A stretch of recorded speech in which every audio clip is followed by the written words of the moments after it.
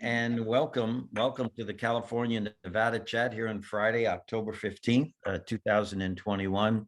My name is Len Dumas, Executive Director and Chief Operating Officer for the Northern California PGA, and along with our colleagues, Tom Addis and the section leadership in Southern California and here in Northern California, thank you and our gratitude for your continued participation in these very important sessions.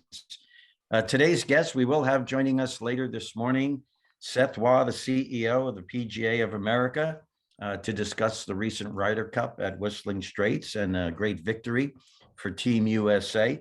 And also, of course, Craig Kessler, our Governmental Affairs Director for the Southern California Golf Association, to talk about some really important issues, two assembly bills that will be brought forth in various stages as the legislature resumes next January, but also the other pending issues here in California.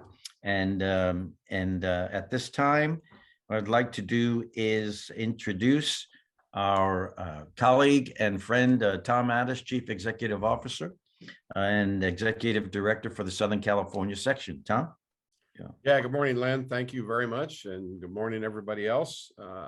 It's nice to be here. It's sort of miss everybody, only doing these things once a month. And we've even got kind of a floating date in that regard. So we'll try to bring some consistency along. Not to say we're going to be consistent in November because there's some schedule issues there, but we'll be here anyway, one of the Fridays in November. So we'll let you know that as soon as possible. But thanks everybody for joining us this morning.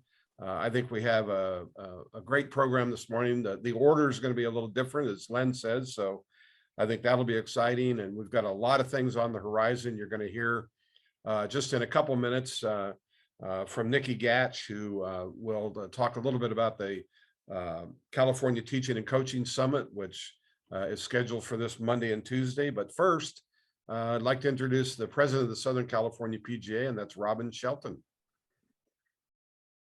Hey, good morning, everyone. Tom, thanks for the welcome, and Craig, thanks for being here. I think that these chats have proven to be really valuable, really helpful. I think it's really a different type of education. It's an informative education. It's a governmental knowledge, awareness, and stuff we can never know too much about if we talk about being the experts in the game, in the industry. So to be able to be aware of what's going on, both in our industry and what relates to our industry from the government side of things. So just it looks like we have another great program, another great set of speakers. So I hope you all enjoy today's webinar and just enjoy these continued kind of different forms of education to help us be educated in the loop on what's going on, in the industry and in the government. So hope you all enjoy, and thanks for allowing me to be here, Tom. Thank you, Robin. Len? Okay, thank you, Tom. Thank you, Robin. Good to have everyone here. So, Craig, let's dig right in because we've got some pretty important issues. We have Assembly Bill 672, which is in regard to publicly owned golf courses and affordable housing, and Assembly Bill 1346, small off-road engines and air pollution. So let's start, Craig, with 672, a little bit of the history. This came forth last February of 2021, and has been through various stages and was assigned to the Department of Housing and Community Development Committee. Along the way, we talked about it because it was very important, and Craig, you'll supply the details. But it was viewed initially as not particularly well written, and then it kind of did itself in with missing some key deadlines. So how about start with addressing 672? Yeah. All right. Well, I think the order today is we start with the worst news, and then we move to some somewhat better news, and then better news than that, and then we talk about the Ryder Cup, and we finish on a very high note. So Assembly Bill 672 was introduced initially in January of this year. And by Assembly Member Christina Garcia, who's a Democrat who lives in Bell Gardens, and the cities surrounding that form her district. And there are quite a few municipal golf courses, both large and small, successful and somewhat less than successful in her tightly packed urban district. In its initial iteration, it was a case of what I call legislative overreach. She sort of threw up everything on the wall. And while it was a direct assault on the sort of the long-term integrity of the state's municipal golf stock, which is roughly 22% of that stock, it involved things like taking away local zoning prerogative, eliminating the California Environmental Quality Act. It seemed to also hint at perhaps some shortcuts around the Surplus Land Act and a number of things that other powerful stakeholders and constituencies think are very important, including large governments in the state. So I was really pleased with the response that the golf community had, not just at the sort of level of GMs and superintendents and golf professionals, because you work in the industry and probably more expected to respond, but in terms of just rank and file golfers who let it be known that they didn't think this was a very good idea. And that's always the most important ingredient in any kind of political battle. And I think it may have surprised the assembly member that there were persons within her district that thought the municipal golf courses in the district were important, and not just golfers, those who recognize that golf courses in tightly packed urban areas bring a lot of benefits, not environmental benefits, recreational benefits, open space benefits, and even to a degree, benefits that go to raising the value of the property in the immediate neighborhood. Well, notwithstanding, so the bill, I'll just cut to a chase, tanked. I think we helped tank it with a response, but quite honestly, it didn't even make it to its first committee of reference, and it was double referred last year to both Housing and Community Development Committee and to the Local Government Committee. And but on the second to last day of the legislature, literally in the evening on September 9th, Assemblymember Garcia substantially amended that bill in such a way that it went from something that would tie the hands of local communities that like their municipal golf courses and would want to keep them, to a bill that was permissive. In other words, all it does is it expedites or greases the skids for those communities that maybe don't want to fight to keep their municipal golf courses. They could transform them into housing, and in this case, affordable housing, which is desperately needed in the state of California. And for those who don't know, every poll of every community at every time shows that Californians regard housing, and particularly affordable housing, as our #1 problem. So keep that in mind when we're discussing this particular piece of legislation. But the amended bill restored local zoning prerogative. It restored the Surplus Land Act, such as it is. And of course, it restored CEQA, but it also added it proposes to add a $50 million sweetener, so that those jurisdictions that chose to do this could actually get public grants from the state in order to facilitate it, which then creates an incentive, a dual incentive from developers. That's how they make their money, is developing properties. And secondarily, something that is not very often discussed when talking about transforming any golf courses, actually, not just municipal courses, but some of the daily fee golf courses. There is an incentive for local government to do so. Right now, municipal golf courses are largely exempt from property taxes, and daily fee golf courses are the property tax basis per the California Constitution is largely open space, which means it doesn't yield much. And of course, it's not reassessed consistently it has certain protections under Proposition 13. So when you go, I'm not going to name the city, but there's one in Orange County in which the owners of a daily fee golf course, not an unsuccessful daily fee golf course, but a daily fee golf course, wanted to develop it into housing. And an issue that came up was that the city, which is like all cities, is pretty strapped, and all cities are facing both an inability to meet their state mandated housing elements, but also an inability often to meet their long-term debt pension obligations. Suddenly, part of the staff report was they would be flush with their portion of the taxes that go back to local government, in a way that they're getting nothing now. In this particular case, that whole sale and redevelopment has been held up because this is a more upper middle class community, and they kind of like their golf courses. And so at a local level, they have intervened to throw wrenches into the process, and it remains to be seen. Clearly, golf does not intervene in those circumstances because we would cause more harm than good. If local communities want or need to step forward, that's fine, but we have no standing and we have nothing really to stand on when getting involved in how owners of private property choose to dispose of it over time. But we do need to recognize, and I'll use as the best example of what the challenge is, Los Angeles, California, nation's second largest city. It's the largest golf market, not because there are more golfers than the New York metropolitan area, but because we have great weather that the New York metropolitan area doesn't have.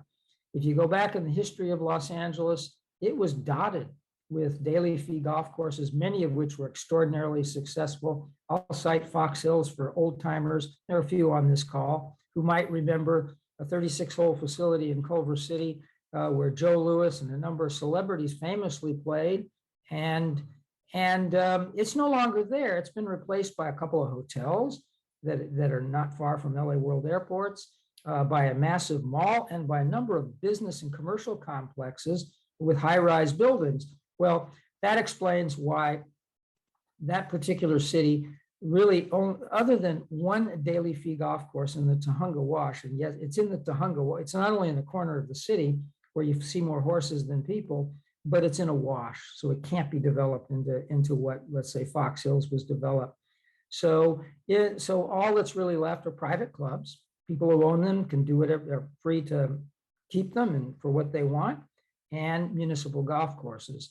And so that is a process that's playing out, maybe not as extreme in other large cities in America, but that's largely playing out. And you can understand why. The workings of unfettered market capitalism militate very strongly against golf in urban areas like Los Angeles or San Diego or San Francisco or San Jose. And increasingly that goes out to the suburbs. And of course, that poses a problem for our game long term, how do you grow a game if you don't have a place to grow it where most of the persons live? And I know that many of us are, I know the 2 PGA sections, the SCGA, literally every golf institution has invested enormous resources in not just growing the game, but in growing the game, and particularly in those communities and areas where it hasn't traditionally been as popular as others. And I've just identified those areas where the market militates against daily fee facilities, and where this bill 672, which I predict it may be the first, but certainly won't be the last to come, that sees these large tracts of property, 150 acres plus, which is an added wrinkle, and I'm sure Len will get me into this subject a little bit later, as drought descends upon us. For those of you who read the Los Angeles Times, take a look at the letter section in hard copy and sort of what the response was to a Sunday Steve Lopez column, which in essence was very balanced. To his credit, he covered everything that the golf industry would have wanted to add to the story about use of water in the Coachella Valley.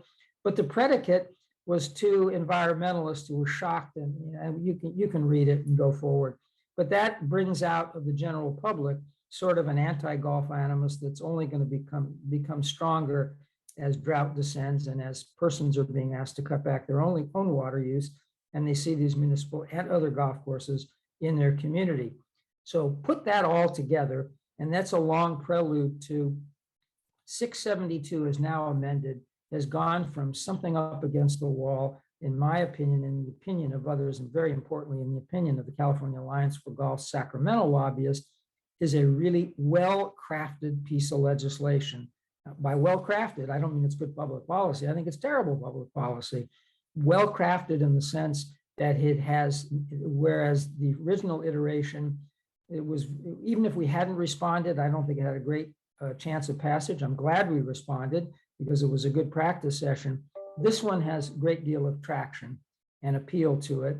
And if golf doesn't step forward to make clear that golfers in the state regard the golf courses in their community is important. But more than that, if golf isn't able to sort of align itself with everything else that's in the municipal sector in terms of parks, baseball fields, soccer fields, equestrian centers, public swimming pools, just simply open space parks and the rest, if to the degree to which we are considered part of that community, that's somewhat sacred. And we will have allies in recognizing, or let me put it this way.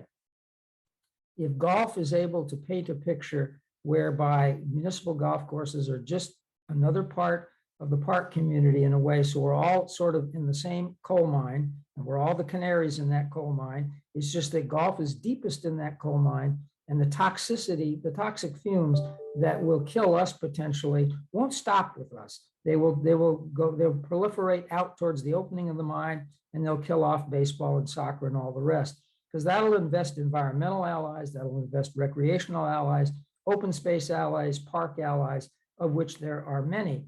To the degree to which we're perceived as something that can be sacrificed in the hopes that the toxic fumes stop at that point, and it becomes golf versus the need for space for housing, and particularly space that can go from using too much water, although I'm not sure to using less water, although that's using less water on impermeable surfaces, which means you have incredible runoff problems and other environmental problems.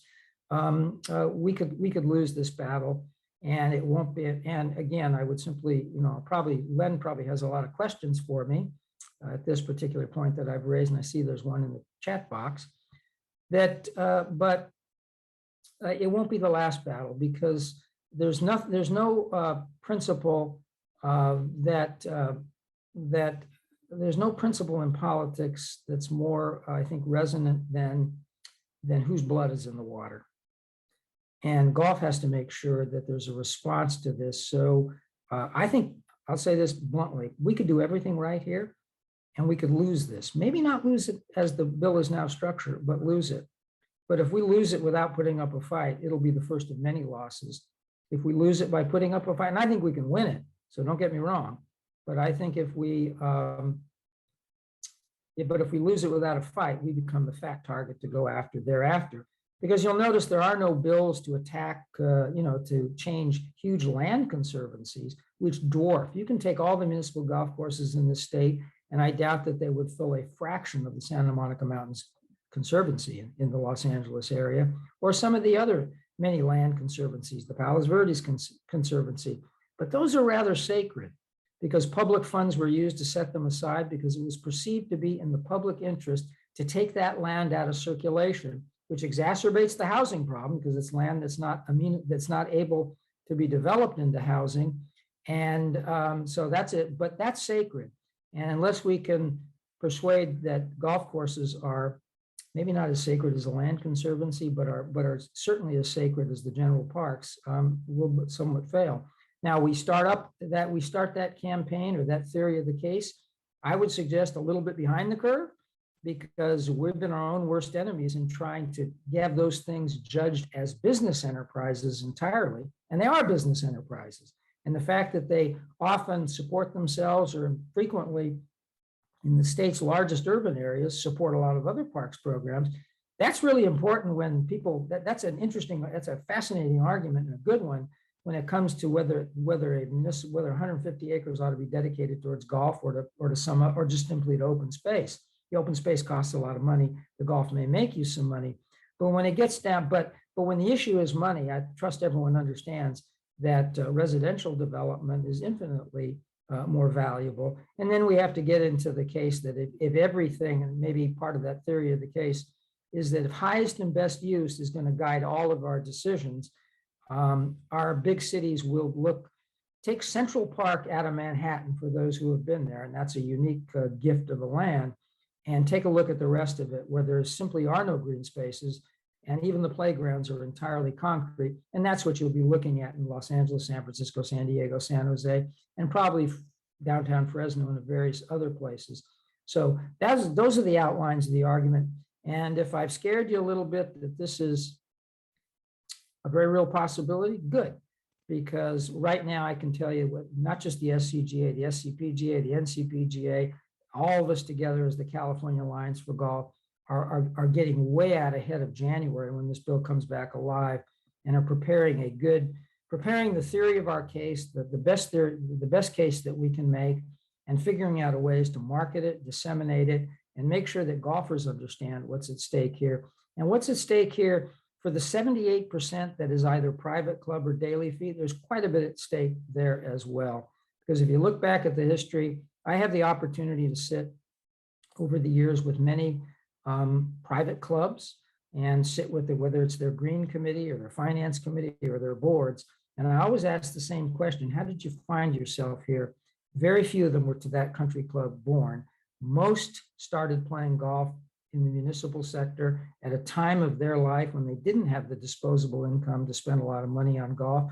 And they found golf to be an affordable, accessible opportunity. And once they got into it on that basis, it became a way of life.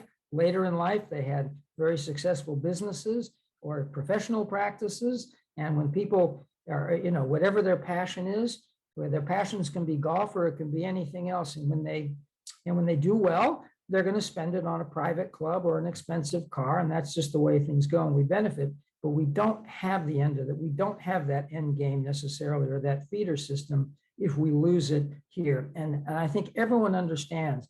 And I think golf can shout from the mountaintop some of the things that we've done, not just in water footprint reduction, but the way we have tried to democratize our game and make it look at, and make clear that it's a game for everybody in California. Well, we have to be able to have places to introduce it and sustain it everywhere in California. And that's what this bill puts in jeopardy. And with that, I made a joke at before we went on the air to Nikki Gatch that I might start a side business called Filibusters R Us. So I just realized I've talked incessantly at a long, long time. So Len, I probably raised a lot of questions that you want to ask of me. So I'm gonna kind of stop talking for a minute, stop filibustering, and let it open. And I know you want to move on to another subject or two before Seth Waugh comes on. Thank you, Craig. So we will come back to the chat box in just a moment. So, Craig, most on this session this morning, if not everybody, we've been through renovation, so we know about CEQA, the California Environmental Quality Act. So how does CEQA, Craig, the Surplus Land Act, and the Park Preservation Act tie into this? Now, the legislature can legislate, but they can't ignore things. They can't just work around things for their convenience. Are these not protections at the moment from just a blanket change to the bill? Well, if this bill were to pass as is, that wouldn't obviate CEQA or the Surplus Land Act or the Park Preservation Act. None of them. CEQA is required. In other words, if it meets a certain threshold, and this certainly would, an environment the process, an environmental impact report would be required, unless the legislature acts to do a special dispensation or exemption like they do for big projects like stadiums and so forth. And increasingly, that's the direction they're going. I don't know whether that would happen here. The Surplus Land Act is simply something that when a piece of public property has been of no use to its owner, generally a school district is the most common context, you have to go through a certain process, which does involve offering up for recreational uses and various other things.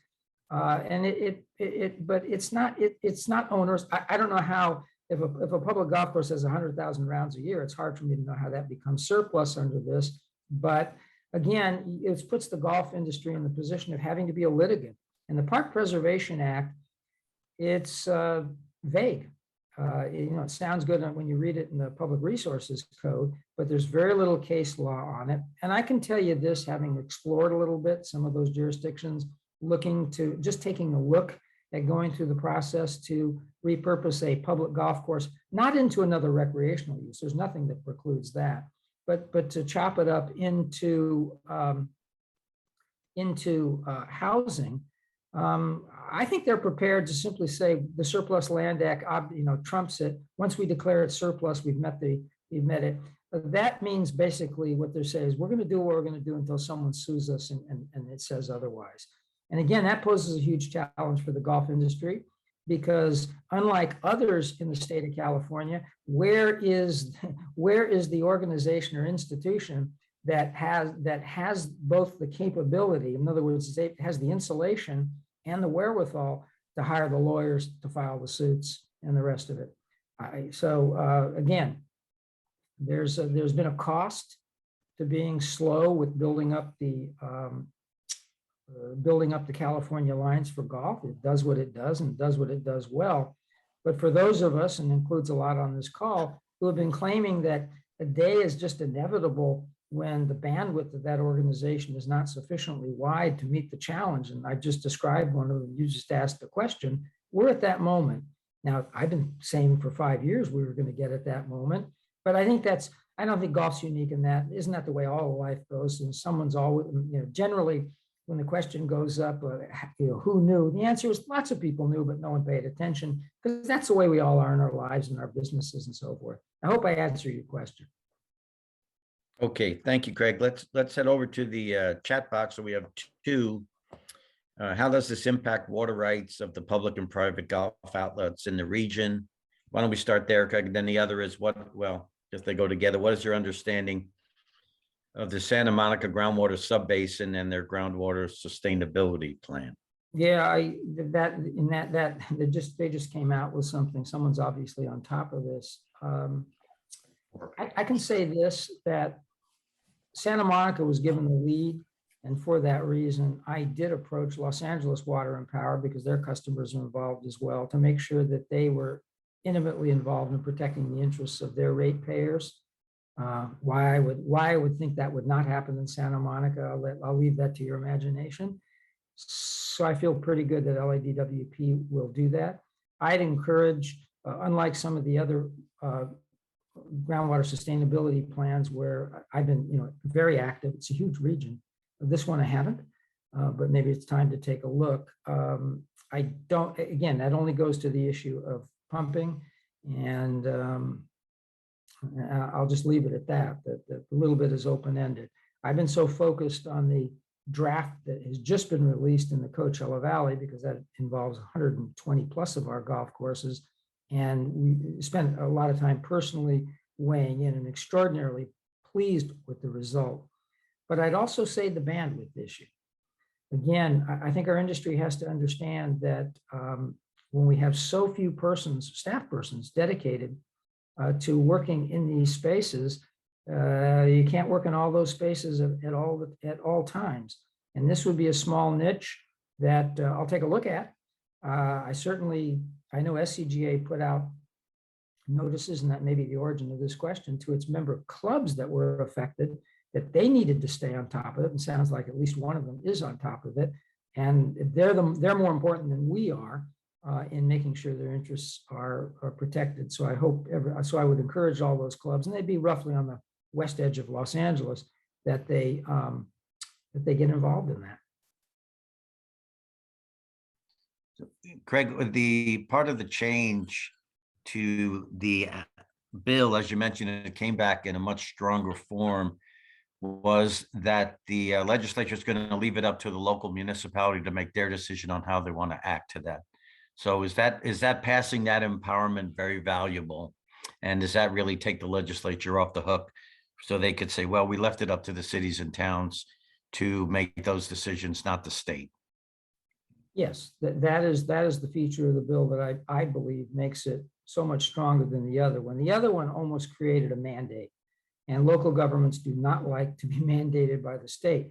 But having said that, Senate Bill 9 and 10, which dealt with transportation corridors and the ability to take single family zoning and put as much as 4 units on it by discretion, is probably the first breakthrough in encroaching upon local zoning prerogatives. So keep in mind that's the direction we're going, even though, for example, on both of those bills, the Los Angeles City Council voted, I don't think it was unanimously, I think it was 13-1, voted to oppose that bill, and yet the state passed it. So keep that in mind when we're dealing with these particular subjects. Now, having said all that, the state has put housing element mandates on all cities, and that's a factor. And this legislation, assuming it survives the appropriation, involves $50 million in grants to sort of grease the skids to make this move. So here's the problem. if the public golf course in a city, and only the public golf course, not the soccer fields, not the parks, not if there's a land conservancy, not anything else, is sort of served up with a financial incentive to meet a housing element, connect those dots. And in essence, it singles out golf and only golf to solve this. It doesn't really solve the problem, but to move in that direction. That's what's insidious about this bill. But you're correct. The permissive nature is what allows the legislator to simply say, "Hey, I didn't force anything on you. I just voted for something that allows you to do it." If your city shows up at City Hall, shaking their fists at you, "We don't want to do this," you don't have to do it, and you won't do it. And that's democracy at the local level writ large. Right, Craig, thank you. We're going to shift gears for a couple of minutes and welcome Jamie Mulligan. Jamie, it's great to see you. Thanks for being with us. Welcome back from the Ryder Cup. And Jamie, we've got Monday and Tuesday. Again, congratulations, just an outstanding California Teaching and Coaching Summit coming up at Pechanga in Temecula. So Jamie, how about a rundown on the CTCS coming up? Yeah, thanks for having us on. And yeah, we're thrilled about the Ryder Cup. So proud of the U.S. team. I know Seth will touch on that. It'd be nice to hear him speak about it as well, but that was a great week. So proud of the California Coaching and Teaching Summit too. We're on our 5th year. We are looking like we're getting close to a sold out crowd on Monday. Want to thank the Southern California section and all the Western state sections for their support, especially SCPGA for all they've done to put this together. They're a pleasure to work with, and thanks to Tom and Nikki and their entire staff. We have Jim McLean, Derek Ueda, who is Xander and Phil and Charlie Hoffman's putting coach starting off, and then Brett McCabe, the sports psychologist that works with John Rahm among about 20 or 30 other top-notch athletes, is going to speak on psychology. We have Marcus Potter coming in the afternoon on Monday. Is going to, for Potter's Putting Lab, probably the most, I would say the most important guy on social media right now doing putting work. He's done a brilliant job on that. Chris Mason's going to follow him up. He's a fine teacher from California, has almost 20 LPGA tour players that he works with. And the next morning we go into Michael Breed, who basically was the voice of golf, starting with the Golf Channel with his show, and now does a show similar for CBS. And then after Michael Breed, we go to Rick Sessinghaus, the coach of Colin Morikawa and his 2 major championships, including the last Open Championship. And then we go, and their British Open, and then we go to British Open champion Mo Martin, the straightest hitter in golf. Last tournament she played, she missed a fairway. She only hit 53 or 54 fairways. She's going to speak about how she does and how tough she is. And we end with basically one of the lead analysts in golf, if not the lead analyst in golf, Randall Chambly, as our keynote speaker. And not only is this a great time for instructors to learn how to teach better and us to have a fraternal week or a fraternal couple days where we're all together, but it's a great time in order to really realize that our sport depends on us making people better at golf, whether they're playing at the beginning and the tour level. And now we're on about 50 great speakers, including 4 Hall of Fame teachers and 3 World Golf Hall of Fame people that have been involved in our summit. So we're really proud of what we've created here, and looking forward to a great couple days on Monday and Tuesday. And thanks for allowing us to take the time. If you're on this call and you haven't signed up yet, there's just a few spots left. You can hit the SCPGA, and we'll look forward to seeing you Monday and Tuesday, and we'll have a great time. Okay. Jamie, thank you, and congratulations on putting that together, and of course to Nikki and Tom and the SCPGA as well. I know it'll be recorded and then posted on YouTube for everybody who doesn't have the opportunity to be down there, but you're also being modest, Jamie, too. Tell us a little bit about the excitement at Whistling Straits. It was just, obviously the last 6 weeks have been almost where we haven't put into perspective yet. I'm a big dreamer, but to dream that, Patrick would do what he did all the way through that's exactly was the game plan, and he followed it perfectly. So didn't blink and just finished the year up great. So proud of him for the victories through the year. What a great year with 4 tournament wins, and obviously the FedEx Championship, PGA Tour Player of the Year. So that was dream. And then to roll into the Ryder Cup after that, and you kind of switch gears and you realize how important that point is for your country. And in a weird way, and I know Patrick will admit this too, that's probably the most fun that I've had watching golf. I know he said it's the most fun he's had playing golf.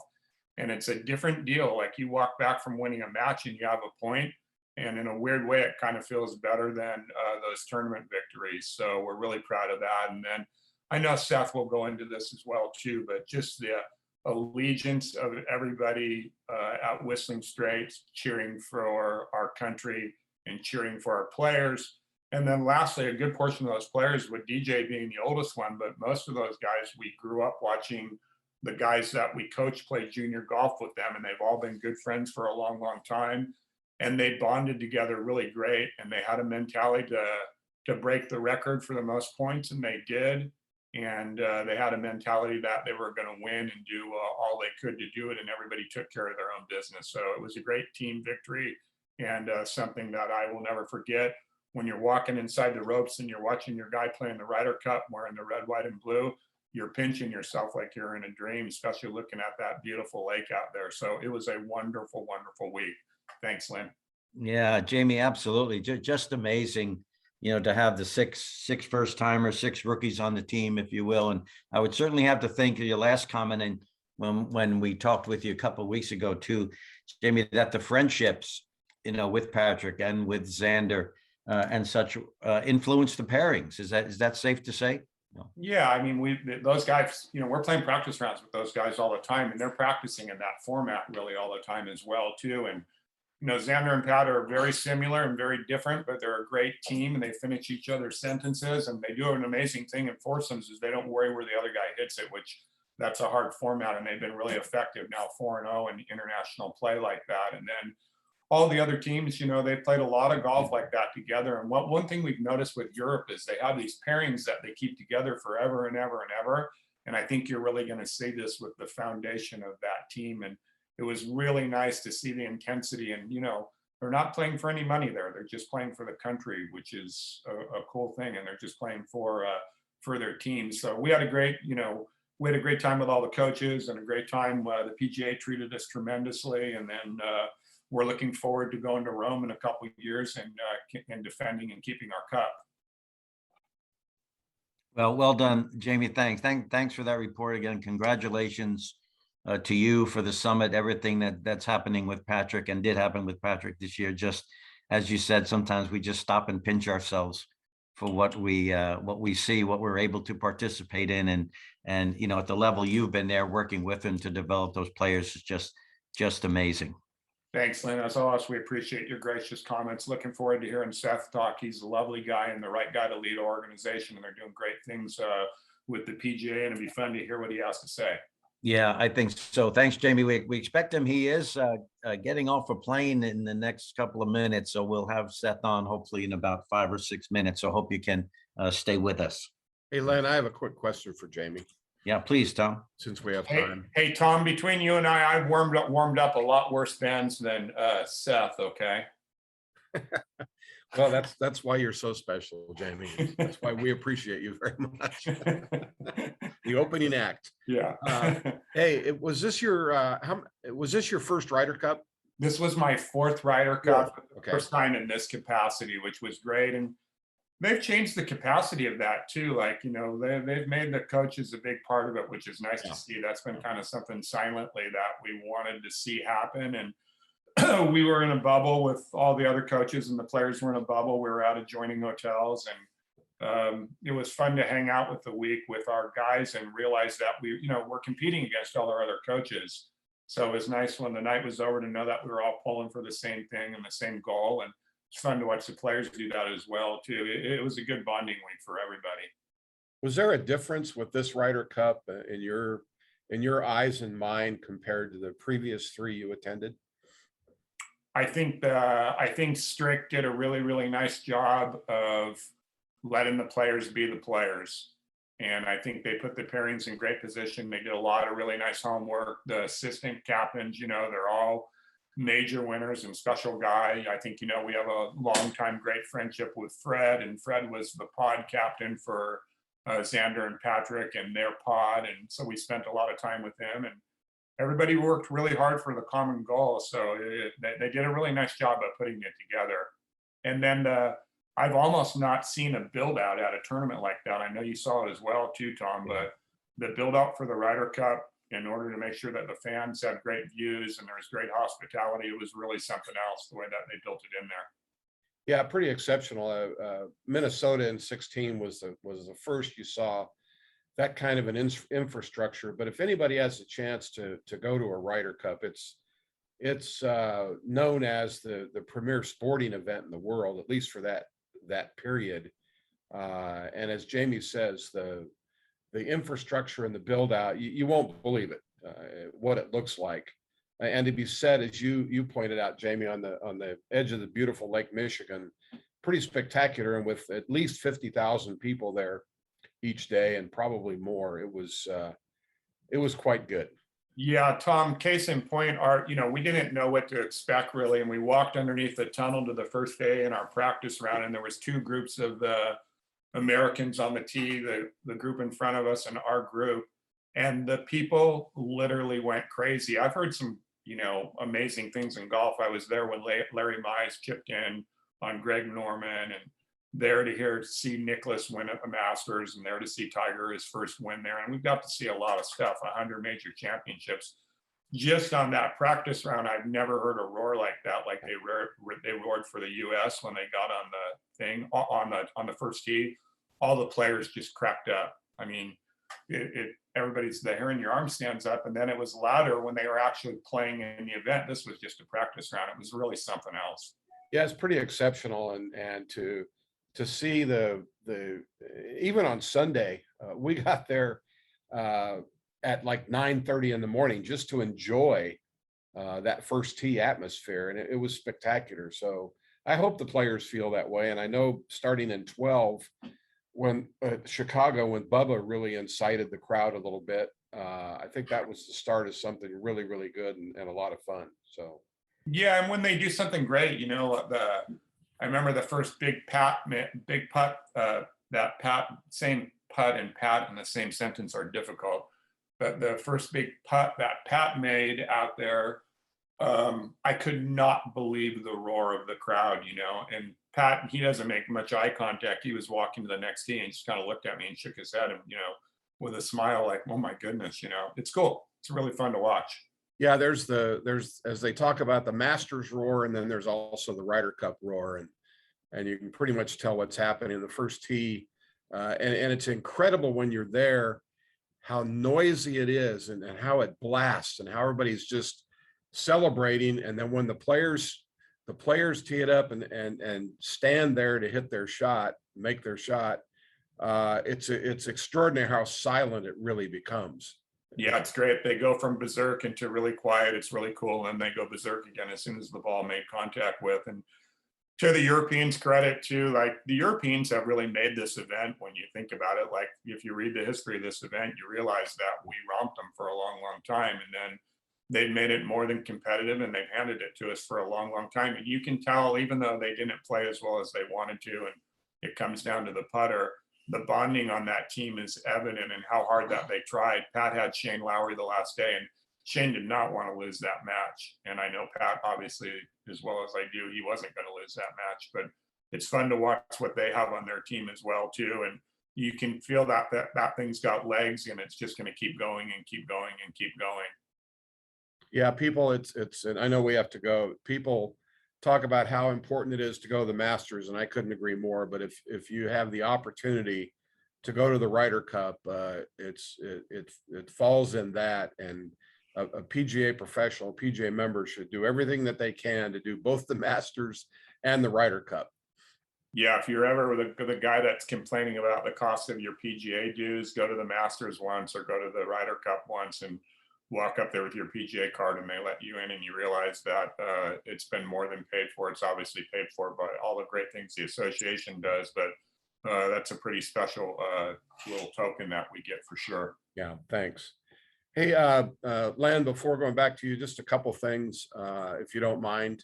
A couple of announcements, and I see Seth is on real fast. Craig Kessler at our President's Dinner in December will be awarded our honorary life membership for the Southern California PGA for his contributions, and we congratulate Craig long time coming. Craig, everybody rides Craig's coattails at least when we're talking about government relations. So congratulations to Craig, and we appreciate everything that he's done. So nice going, Craig. Thanks. One other announcement, on October 26th, our very own Nikki Gatch will be installed as president of the Southern California Golf Association, which is quite an accomplishment. We're very proud of Nikki. Nikki will be the first woman president and the first PGA member president of the Southern California Golf Association, and one of the first PGA members to serve as president of a major regional golf association. So both Craig and Nikki, congratulations, and thanks for all you do. Len, thank you. Thank you, Tom. Yeah, Tom, thank you. Jamie, thank you for all of that insight and sharing the excitement of the Ryder Cup. Craig, Nikki, congratulations, and thank you both for what you do for all of us throughout the country as PGA professionals, as colleagues. Well done, and we look forward to you continuing. And Seth, welcome. I think you're here with us now. Yeah. How are you, Len? Good. Seth, thanks so much. I know you just got off an airplane, so we really appreciate you taking the time. I don't know if you're able to hear too much of what we've been talking about. Hopefully, at least certainly some of Jamie's comments, Seth, but please talk to us about the Ryder Cup, the excitement going in. We'll get to the result for sure, which is one of the most important parts, but all the planning and could it have gone any better? Yeah, well, first of all, it's great to be with everybody. I apologize for not being on video today. I just landed in Portland, Maine. Was meeting my 4 older brothers, and we're gonna celebrate my dad, who turns 95 tomorrow. So kind of a cool weekend for us. All 6 of us are gonna be together. Also, just congratulations to Craig and Nikki. That's fabulous news on both fronts. I'm a little surprised it's taken this long, Tom, as you indicated, for Craig to get a lifetime membership. I think he earned that decades ago, probably. But great, and Nikki, congratulations. That's just really cool. So good luck with that. Thank you. And Jamie, I'm sorry I missed most of your talk, but hopefully I don't repeat too much of what you said. Look, I think one of the things I'm most proud of is that we were able to sort of roll this thing forward a year so that we could have the Ryder Cup that, you know, the world and our members and the players all deserve. You know, and I think it's a reflection of kind of where the industry is now in terms of relationships, and, you know, all the bodies understanding kind of, you know, how important the majors are, but in particular, probably the Ryder Cup to the ecosystem of golf. And as Jamie, you know, saw firsthand, you kind of can't over talk, you know, what it feels like to be there. It's so different. And the thought of having it without fans, is inconceivable, and always kind of was in my mind. And so, you know, the fact is that it took us a year extra to get there, but boy, was it worth the wait. And now going forward, we're in the odd years, so our home game doesn't coincide with the Olympics, which was always a bit of a it crowded us out a little bit in terms of sponsorship dollars and just general excitement around the Olympics. So and obviously we did go with the Olympics this year head to head, and I think we sort of blew them away. And so, you know, we think about everything kind of in the through the lens of kind of our 4 stakeholders, which is the member, you know, the game, our business, and then our people. And if I go through the list there, I think like the pride on the part of the members in terms of what, you know, we delivered is extraordinary. And, you know, I'm sure you're all feeling the same thing, but, you know, literally bumping into people in the streets and the emails and the calls you get just continue to talk about it. And people that, you know, really don't even watch golf, you know, were glued. And it wasn't that the competition, you know, frankly, was that close. It was just the action on it, the tribalism that goes on, the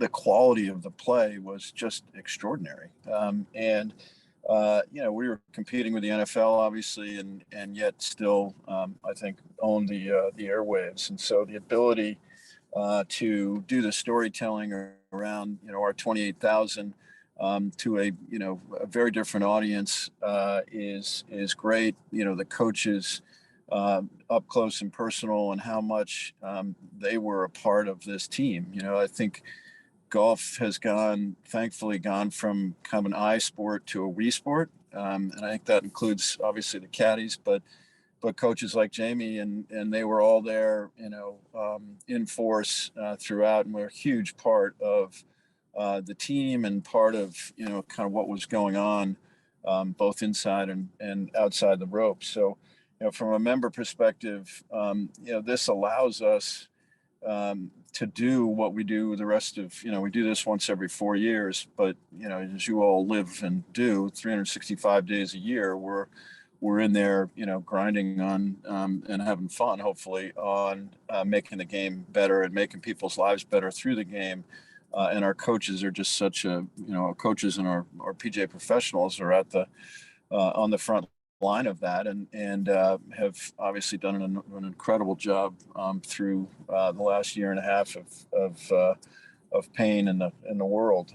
So from a member perspective, you know, not only again do we do the storytelling, but we now have the means, frankly, because the Ryder Cup is a huge part of that, to do all the other things, whether it be education and things like the Golf Emergency Relief Fund and other things that we're able to do, which this allows us to do. So really cool. From the games perspective, I'm not sure we could have, as you said, Len, had a better experience. Just, you know, the play inside the ropes was incredible. The audience was broad and diverse. You know, hopefully you saw Make Golf My Thing, which is the industry effort to sort of both grow the game generationally from a marketing perspective, as well as, you know, have it look a lot more like the rest of the world. So maybe the world will behave a little bit more like our game, and that will, you know, effort will continue from there. But you know, in terms of growing the game, the excitement around it was huge. From a business perspective, again, that, you know, the merch was an all-time record, despite the fact of lesser crowds than we had at Hazeltine. The average kind of ticket was up, you know, almost. I think it was about 80% over what the average ticket was, you know, 5 years ago, I guess. And so the merch tent was an absolute blowout. And you know, Mike Cork and his team did an extraordinary job. And then more importantly is I would describe, and I've been around sort of client events, if you will, you know, kind of my whole career. I would describe the partner area as a feeding frenzy. And by that, I mean, the interest in the game, given, you know, where it is, I think is that it's an all-time high. So people are drawn to the game in a much bigger way than it has historically. And obviously the Ryder Cup, I think, does that in a sort of, you know, the animal senses, or spirits rather, were very high. And then drawn to our brand. I think, you know, our leadership that we've shown day to day in the field to get the game, whether it be through Back to Golf and all the things that our professionals have been doing, has you know, is palpable. And so our brand, I think, has never been kind of better, you know, recognized, and the game has never been better recognized. Which again, you know, the whole point of that is so that we can do, you know, kind of all the services that we provide all year. This allows us to do it. And so, you know, we welcomed Rolex back as the worldwide partner. The chairman was there, and they were giddy with you know, what we pulled off. And again, in the partner kind of tent, it was speed dating. It was, you know, companies like Amazon, who had never done anything in golf, had a huge presence there and are clearly going to get involved in some way. All of our, there was a bunch of kind of meetings within a meeting. So Aon did a CEO panel, which Sandy Cross and I participated in, and that was, very well attended and seen. And it was literally, getting grabbed sort of 24/7 by different partners who are existing partners or prospective partners wanting to, sort of see what they could do with us going forward. And so, we're trying to make sure that we take full advantage of that and sort of figure out how to bring in those partners and monetize them for the benefit of the players. So, as I said, it was really just an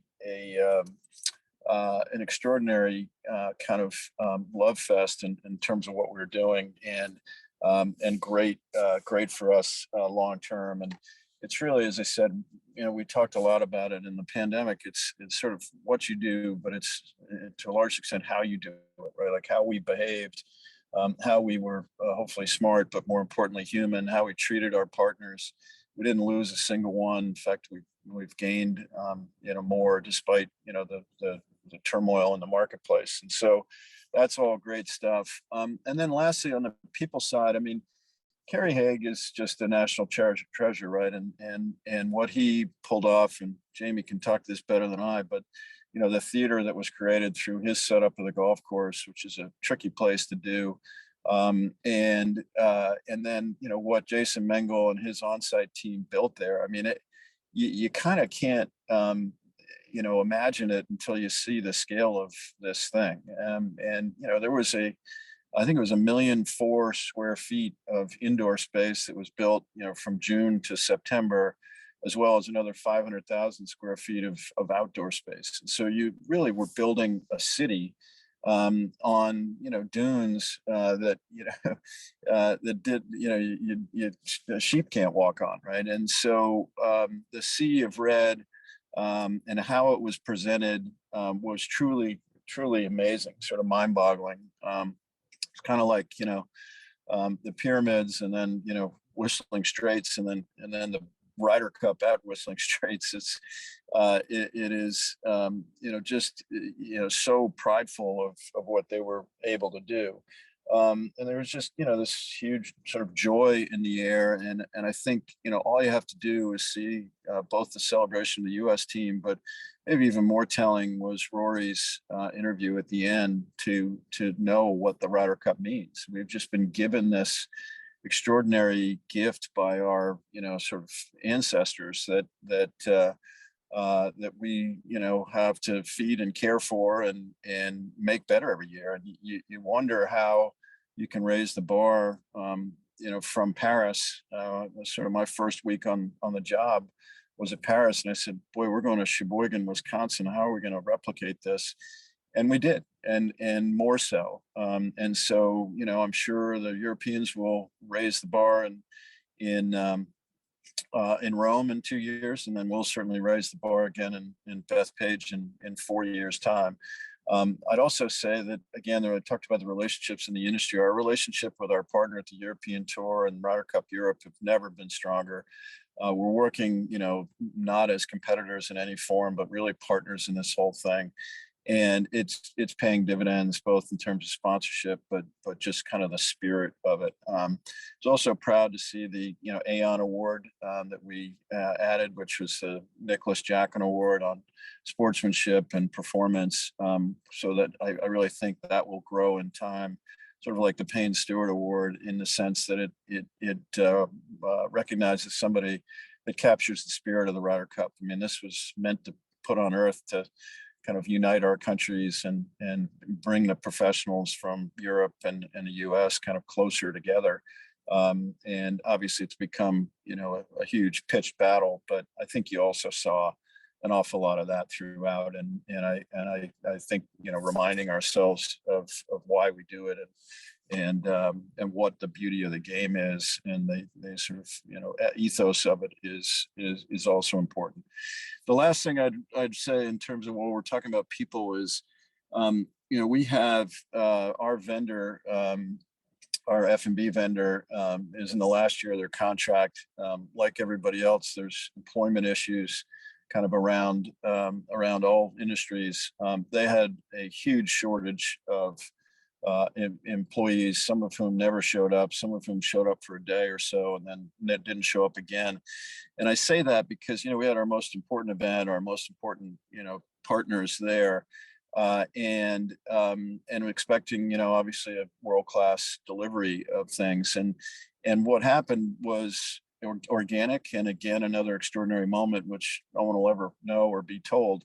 But our people all stepped up and, from serving food to tending bar to literally cleaning toilets to, no one was asked to do it. They just kind of stepped up and did it. And I'm just so proud of our people that they,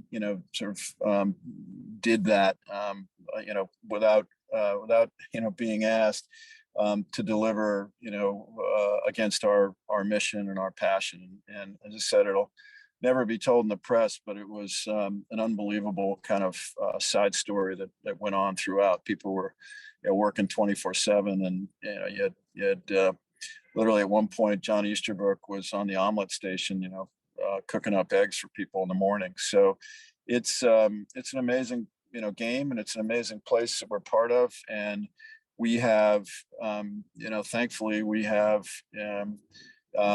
probably the most valuable asset in golf, and the world needed a party. We were lucky to provide it. I think there needed to be a chance. The Olympics obviously happened, but not in the way that anybody would have wanted it to. And it was the first chance for people to really cheer for their country and for their continent, and they did. And it was just a joyful, grateful, extraordinary experience, which I'm very proud to have been a very small part of. So I'll leave it at that. Len and Tom, I'm happy to answer any questions or let you get back to your business at hand if you prefer. Well, Seth, that was tremendous. Thank you, really, for the things we didn't see. Obviously, we saw the play and some of the events that were happening, but the meetings that you talked about and the partner center and all of that we didn't know about. So congratulations and thanks for sharing that with us. And also, dreams come true. The Kohlers putting Whistling Straits together. As you mentioned, Kerry putting it together, and Tom and Jamie were talking earlier about Lake Michigan and how it all set up at a time when we really needed that. We timed when we needed it emotionally. We timed that just boosts our industry now. So dreams come true to win. And I would imagine, Seth, that, as we head to Bethpage in 25, just short years, 6 short years after the PGA championship there in 19, that the partners and such were hopefully just saying, how can we be more involved in Bethpage in 25? I couldn't agree more, Len. We had my first meetings yesterday, in fact, with the partnership group and some potential partners on Bethpage, and sort of mapping that out. And it's a little bit, make hay while the sun shines, right? While people are still glowing from this, we're on it, right? And we're gonna certainly focus on Rome first and help our friends in Europe have an extraordinary one there. But we've already begun to think about Bethpage and how exciting that'll be. And talk about animal spirits. And as we all know, the New Yorkers are an interesting crowd. But I was in the city yesterday talking just about that. And, I'm glad you mentioned the Kohlers. Herb Kohler had a dream, right? And the whole Kohler story is one that I won't bore everybody with now, but the fact that, they built a nation built, and it was built on immigrants, and it was an Austrian family, and they literally imported and created, this city and that company to create jobs. As they looked or cast about for other things to do to bring, commerce and activity to the area, Herb settled on golf. Because as we've proven in Frisco, you can sort of create oceanfront property right with our game. And I think everybody thought he was crazy. I heard a story that, he was going to build a hotel and a golf course, and he kind of had this consensus building within the company, and everybody was against it except for him. And they literally had a vote of all the employees, and it was 150 or so to one. And Herb at the end announced, we're going to build a hotel and a golf course, and the vote carried by one, which was his. And so for him to, get to have this cherry on top, and to have his son David, sort of there presiding over it as the chairman, it was beautiful to see, right? And it was also an amazing year for Pete Dye, between Kiowa and Whistling Straits. What a legacy for him and Alice after passing so recently. So it was so cool across the board, and there's just, again, a bunch of sub stories that are there. And like, if we're not busy that week, something's wrong. And we were, and I think it was just a manifestation, as you say, Len, of all the good work everybody's doing, day to day, from the 28,000 to, our commercial group, to everybody, that our brand was on such great display, and the power of it was palpable. Yeah, Seth, that's amazing. Thank goodness for people that don't take no. Otherwise, we might not have golf in the California desert, or Bandon Dunes, or Whistling Straits. So we're grateful for that. And Seth, we do have a question that came through the chat box. Thank you for your feedback on the Ryder Cup. And other than the Ryder Cup, what is your proudest achievement as CEO of the PGA of America? That's a great question. I think, and I just got back from the Junior League Championship in Scottsdale. And if you ever wanted to, obviously Ryder Cup's what it is, but if you ever, and I don't know if anybody caught the broadcast on ESPN, but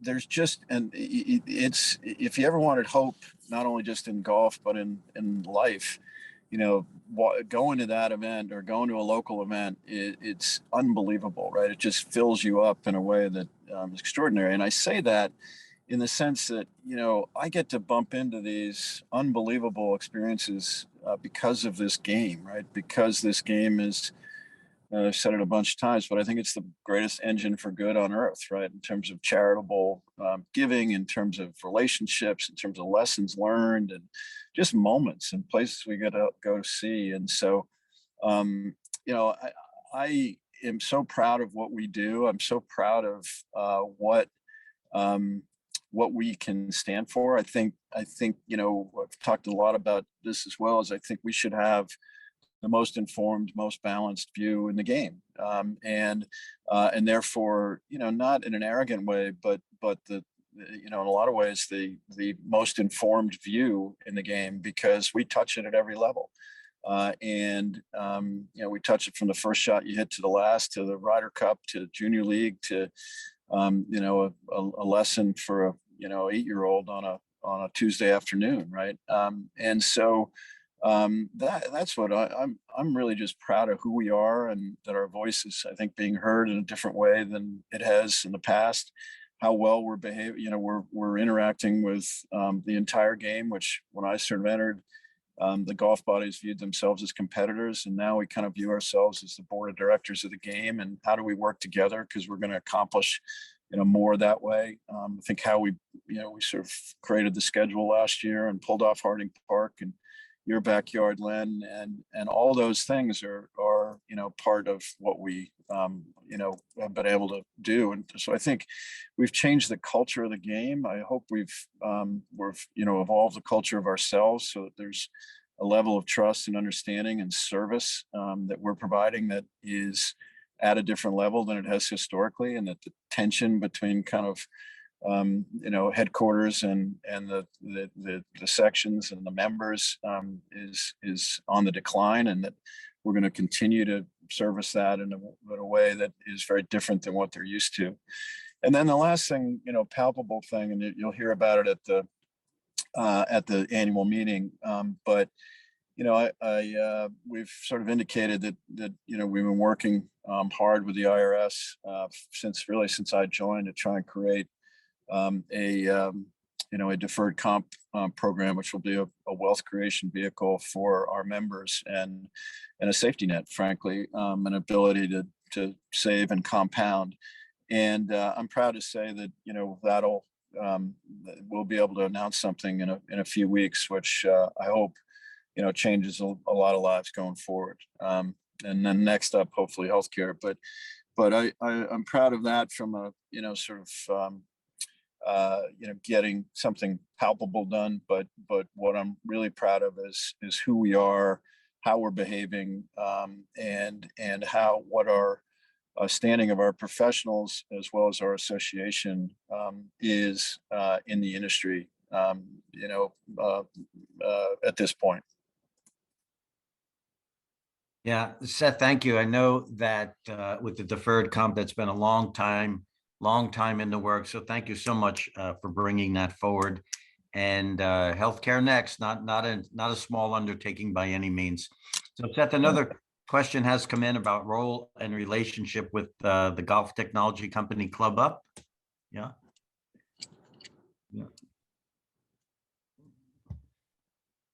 Whoop. I'm sorry. Did we lose you? No, I'm here. Sorry. Okay. Is there a specific question or? Yeah. So what is your role and relationship with the golf technology company Club Up?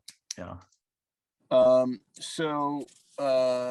Up is a caddy program, right? Where they are, it's basically Uber for caddy, if you will. And there's a number of other technologies that are doing it. It came to my attention 4 or 5 years ago, pre me being involved at the PGA, as something that both as a sort of advisor and an investor, I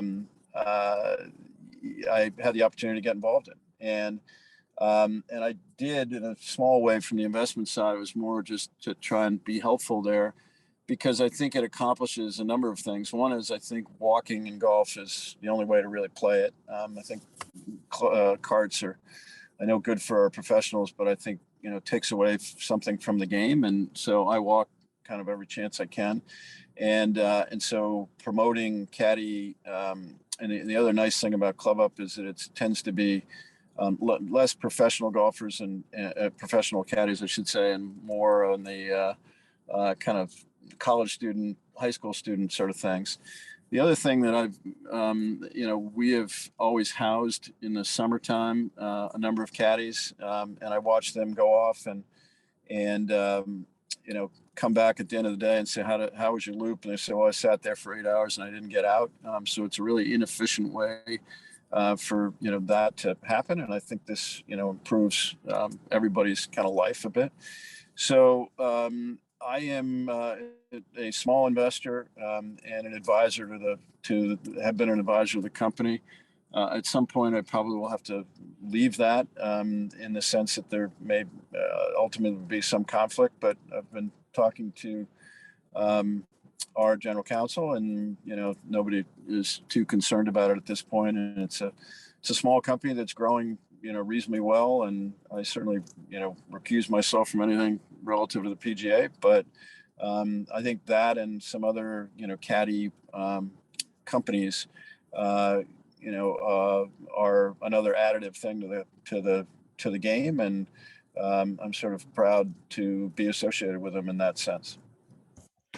Thank you, Seth. Well, Seth, thanks so much for your time, coming off the plane and joining us. I know you're with your brothers, and we've got a 95th birthday celebration going on in the great state of Maine. So Seth, thanks for everything, for the report on the Ryder Cup, for the success of the event as a whole, and deferred compensation plan, and off to the weekend you go.